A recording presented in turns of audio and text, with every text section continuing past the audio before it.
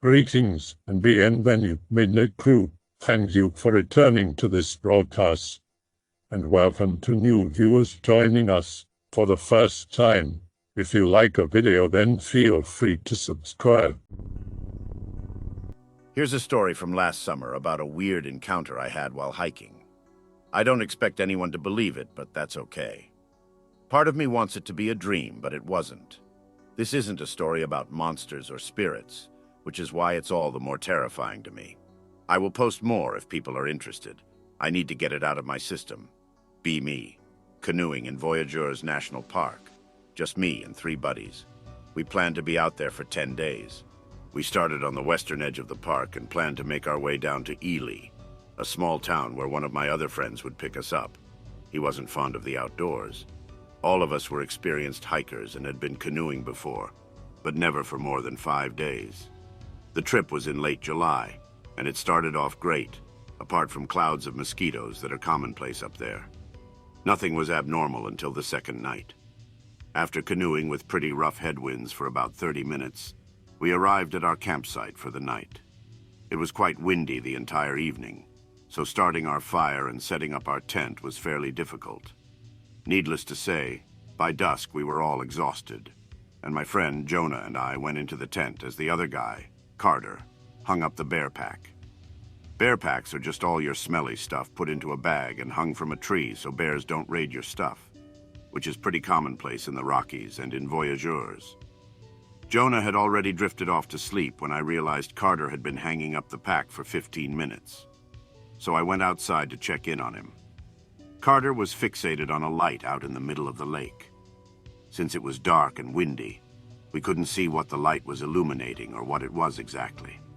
Motorboats aren't allowed in the park, and no lunatic would be out on a kayak or canoe this late and in this weather. But the weird thing was that the light wasn't orange, which then it could be a fire just on the other side of the lake. It was bluish and bobbing up and down with the waves. After a few minutes of staring, we both went back into the tent and got some rest. That was it for night 2. Nothing else strange happened. The next day we got a late start due to our exhaustion, but the wind died down, so our canoeing was 10 times easier that day. Regardless, we still got to the next campsite around 5, which was pretty late. Someone was already there. It was just one person, and we were a group of 3, and abiding to Minnesota nice standards. Sharing the campsite was a no-brainer. The site had 3 tent pads, and my group only used one anyways. The dude who shared the site with us said his name was Alan. He was an older dude, 40s, with a long beard and curly black hair. He had a major frontiersman vibe about him. None of his stuff was modern, and he packed pretty minimalistically for one guy. He never said how long he'd been out here, just said he planned to stay till the heat died down, which we assumed was about September. This was his summer retreat, spent a couple months or so living off the land up here. He lived in St. Cloud and seemed like a nice guy. Kind of secretive, but then again, we were 3 strangers he met in the middle of the forest. We asked him what he did for a living, and he said he was a hunter. Always very firm about being just a hunter whenever we probed him about it. That night, we all shared dinner. He cooked up a few fish he caught, and it was a good time. The only time he spoke during dinner was to ask us questions. He listened very intently and wanted to know all about us. We thought he was just being a nice guy, and he was being kind enough to share food anyways. After dinner, we started to head to bed, but Alan pulled out a bottle of whiskey from his pack and told us to come have a drink. He rarely meets other campers out here and loves the company. Happy to get alcohol in our 20-year-old systems, we obliged. Alan didn't take a single drink, and after a couple shots, none of us noticed either. He just kept filling up our little thermos cups until we were incredibly plastered. We managed to get back in the tent, and Alan cleaned up the site and put out the fire. I don't remember much from that evening, but all I do know was that there were 2 awkward moments. One was when Alan asked to see our boots and stared very intently at all of ours until he said, "More traction than mine for sure." He seemed particularly interested in our soles. The other was when Jonah drunkenly asked Alan why he brought whiskey if he didn't intend to drink, and Alan responded with, "It clouds the senses." Anyways, we all passed out and woke up to Alan shaking us. He said we forgot to hang up the bear pack, which was probably true considering our condition.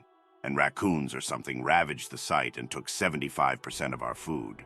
All of us were super bummed because there was no way we could make it to Eli with this food, and didn't have enough wilderness skills to live solely off the land comfortably for 7 days. Alan said that we could go south and hit a small town called Eagle's Nest, where we could contact our friend there. We mapped it real quick and decided it would be the best option, so we packed up and left. This change of plans caused us to leave late again, and Alan was still at the campsite when we left. We asked him if he was continuing his path through the woods, and he just said, "I figure I'll give you boys a head start."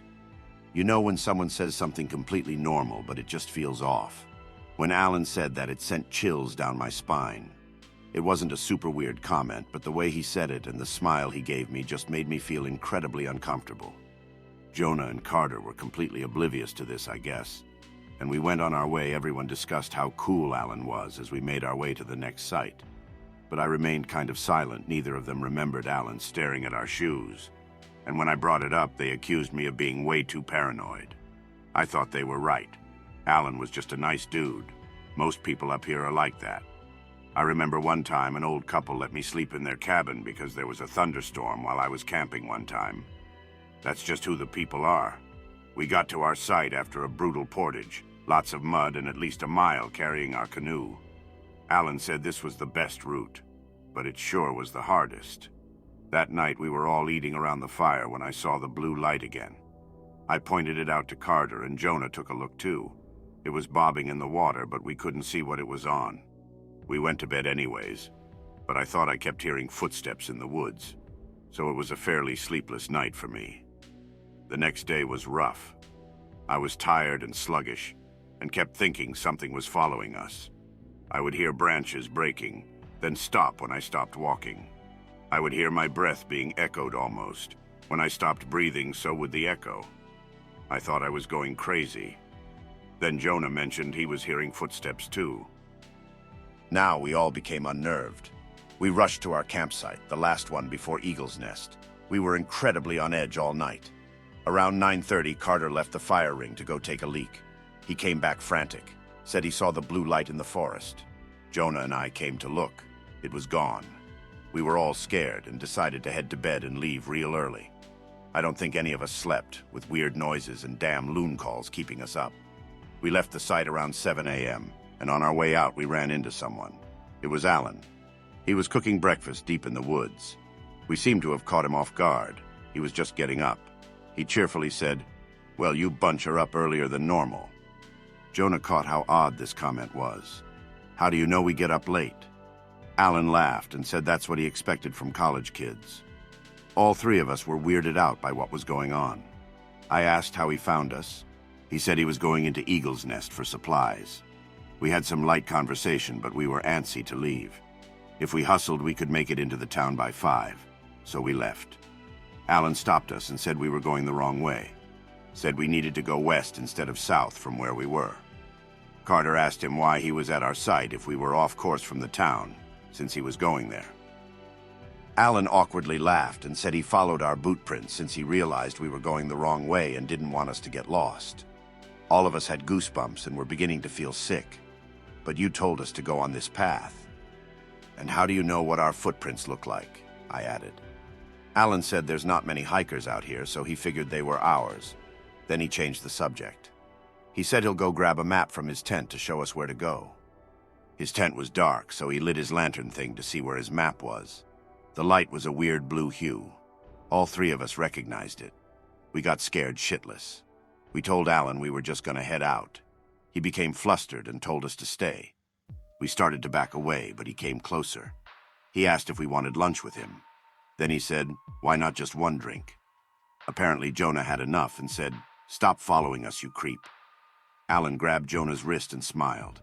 He said we were going to get lost, said we needed to stay with him.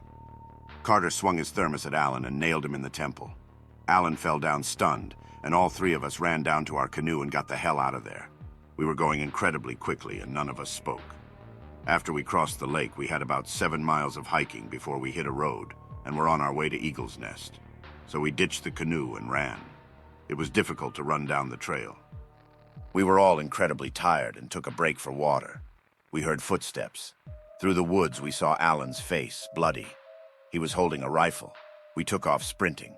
We heard a gunshot, and it hit a tree nearby, but we kept going. His injury made him slower, but he never fell too far behind. We could always hear his footsteps somewhere behind us. I have never been so afraid in my life. My chest felt like it was about to explode. We felt like animals being stalked. We felt helpless. The peaceful forest became sinister. Every tree and rock was a place for Alan to pop out of and do God knows what. With us, we heard a large whoosh. It was a car. The road was close. We got to it and nearly cried. We began to frantically run down the road, searching for a car. A large SUV came down and stopped since we were 3 hikers covered in scratches with no gear standing in the road. He stopped and let us in the car. As we got in, Carter noticed something in the woods. It was Alan, silently watching us, not daring to step out of the tree line as if it was some kind of invisible barrier. The driver noticed him and asked if he needed a ride too, until we screamed for him to go on the verge of tears. We told him what happened, and he didn't seem to fully believe us, but he believed something had clearly happened. Since we had no gear, we borrowed his phone to call our friend to come pick us up. The driver made sure we were all right, and then went on his way after dropping us off in Ely, clearly spooked by the incident. Our friend came 3 hours later since he lived in Duluth. We told him what happened, and he said that's why I didn't like the woods. Clearly, he didn't believe us either. I don't blame him. We all thought we were crazy, that we drank bad water or something. But we all saw the exact same things. We don't talk about it anymore. We don't go hiking that much, especially because in the back of our minds, we all think he's still out there. I'm a commando that likes going Innawoods to screw around, backcountry hike, and shoot. Recently, I found some kind of weird stuff while researching my favorite camping area. The Ghost Public Land Use Zone is one of the largest of a couple areas in the Alberta Rocky Mountain foothills that you can pretty much camp and do whatever in, wherever, for free. There's 3 dirt roads that go in there, and a few natural gas wellheads here and there, and other than that it's almost nothing but untouched foothills wilderness. Here is, word for word, what most websites say about the area. The name was in reference to a stony legend that talked of ghosts patrolling the riverbank searching for the skulls of defeated warriors after doing battle with the Cree. The skulls were then placed on the steep walls of nearby Devil's Head Mountain to appease its spirit. Large flat-topped mountains, such as Devil's Head, were believed to be inhabited by spirits and carried a high degree of respect within many First Nation communities, so regular offerings to the mountain were necessary. Apparently, Devil's Gap Valley, through which the Ghost River flows, was supposed to be where the rail lines and roads to get up into the Rockies were going to go. The natives used it for that purpose all the time. However, the Bow River Valley just to the south was suddenly chosen instead, with no explanation I can find, and the valley remains totally undeveloped to this day. I've actually witnessed some really weird stuff while camping in the area, but considering I've also seen weird stuff in other parts of the Rockies, I didn't think there was anything special about this one area. My questions are these: does anyone else know about what might be going on up there, and what do I need to do or bring to protect myself? I have a single-shot 12 gauge I could probably make some salt blanks for, and I might start filling a pocket with salt with some steel filings mixed in. First incident that comes to mind. Me, 18, camping with my younger brother, 16. Hiding in a tent in the evening because it's pouring down rain. I hear a noise outside. It sounds like someone screaming down the road. Open the tent flap and stick my head out. I can very clearly and distinctly hear a woman screaming my name like she's being murdered. I do not know anyone out here. I haven't even spoken to anyone on this trip. Ask my brother what he hears. He swears she's screaming his name. I've seen enough horror movies to know where this is going. JPG. Now, the reasonable thing at this point would be to drive out of there at speed and not look back, and I knew that. However, the road we were on was a super poorly maintained dirt road and full of potholes at the time, so in the rain it was a muddy, soggy mess, and if we tried getting out of there on it, we likely would have gotten stuck in the dark and been in deep shit. It was supposed to be sunny and hot all day the next day, and we weren't leaving until the day after that, so until this point we weren't worried about it because the road should have been, mostly, dry by the time we needed to get out of there. We ended up sleeping in the front seats of the truck with my loaded lever gun, on half-cock, beside me. The next day we packed up our stuff and drove out of there as soon as the road was dry enough to be marginally usable on four-wheel drive. I've got one more incident I can remember off the top of my head. Give me a second to type it up. Second incident. Out hiking on my own, just following a trail I found by the place I was camping. About 10 to 15 minutes out, I see a small clearing up ahead in the dense forest. Clearing is about 5 to 7 meters across, with a weird-looking dead tree in the middle. Tree is a dead spruce, over 2 feet thick, which is huge for this area. Most of the adult spruces in the area max out at about 18 feet. It was broken off at about 10 or 12 feet up, with no fallen top in sight. There were really dense branches sticking out in a ring around the bottom, again weird because spruces typically lose their bottom branches in the wild very early on because they can't get light down there, and then the trunk was completely bare until another really dense ring around the top, just before the trunk breaks off jaggedly.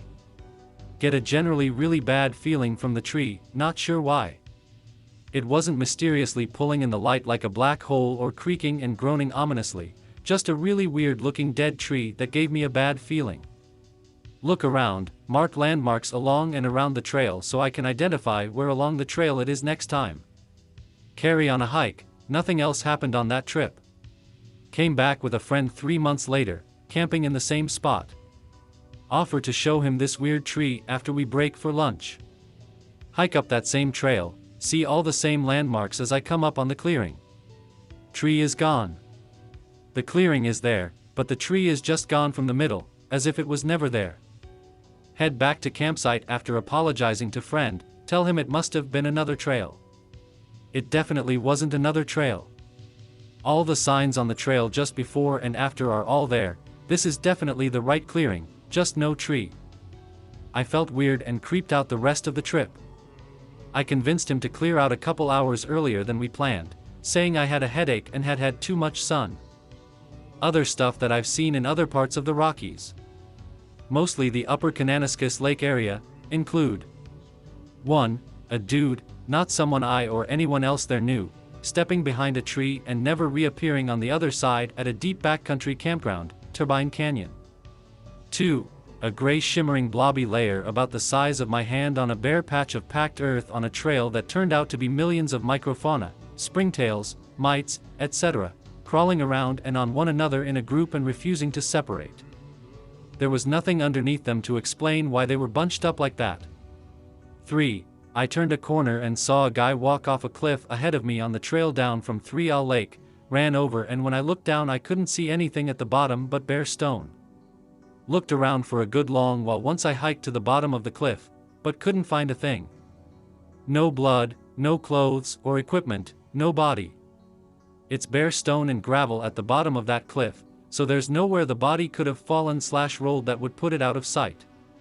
When I got home I watched the news/papers for 2 weeks and there wasn't any story about anybody going missing up there or anyone finding a body.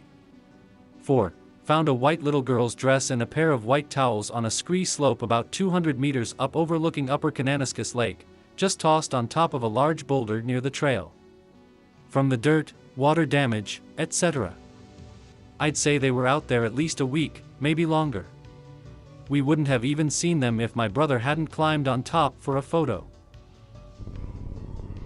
Carry silver and cold iron with you, dark spirits hate it. You could also bring some string and a can of salt and make a perfect circle around your camp if it's really that bad. So, silver, salt, and iron. Same weapons everybody mentions over and over any time supernatural entities come up.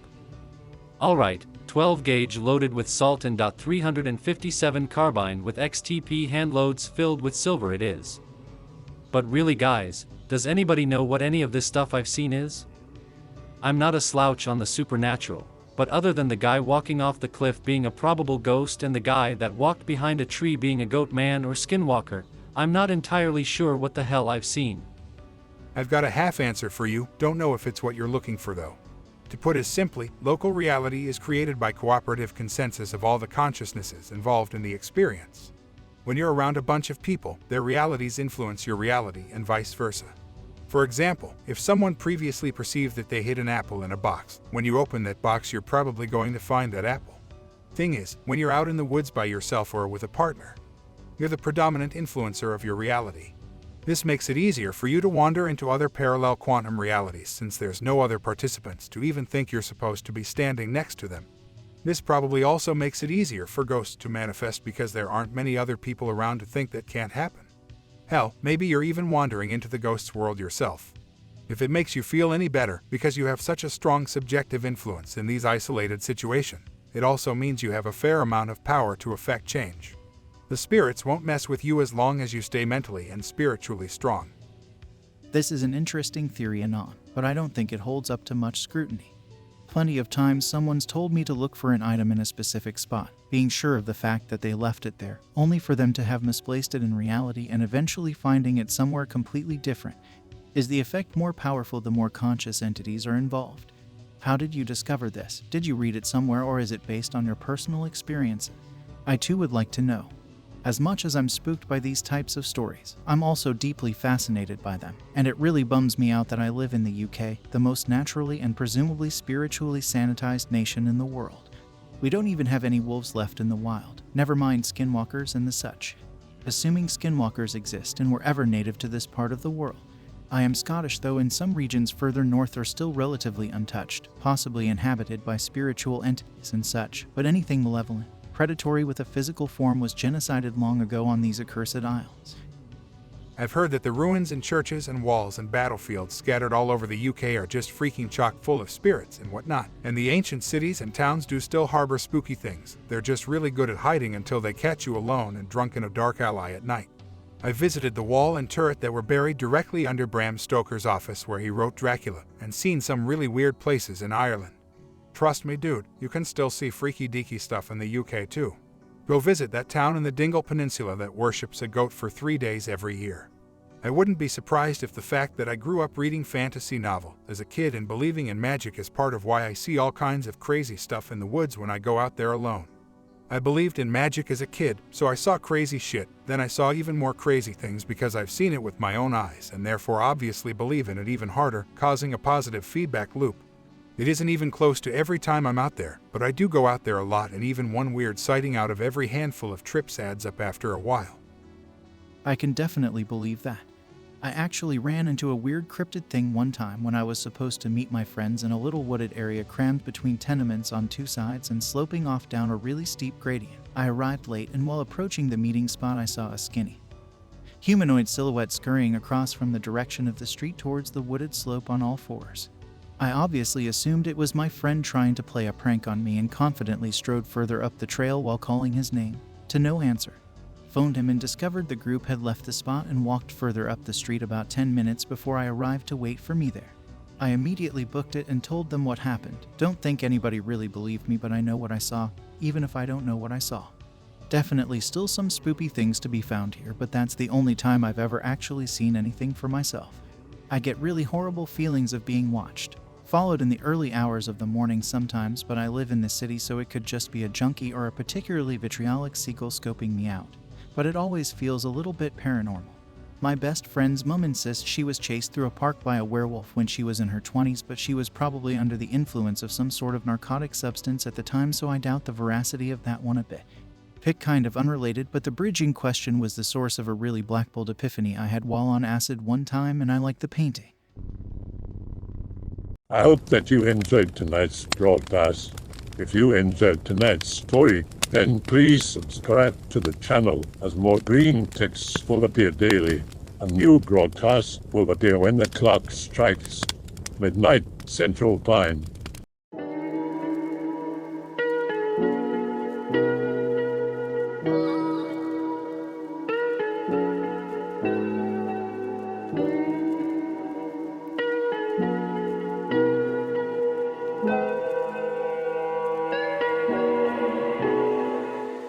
Remember to check out the Odyssey page in the description for a second archive of the channel's videos. There's also a Rumble archive as a backup.